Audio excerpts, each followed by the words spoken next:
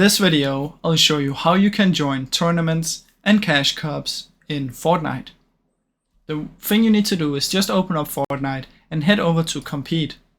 In here you should see all of the tournaments that you can join, and what you want to do is you want to just find the one that you want to play.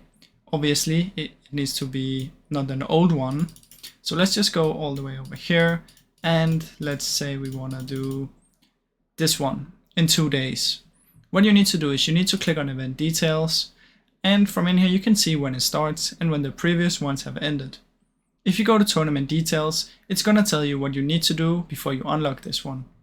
Now usually you need to just be gold or higher as well as your teammates, and that's about it. You also need to be at least 13 years old. You can check that on your account, but once you've done that you should be able to join these.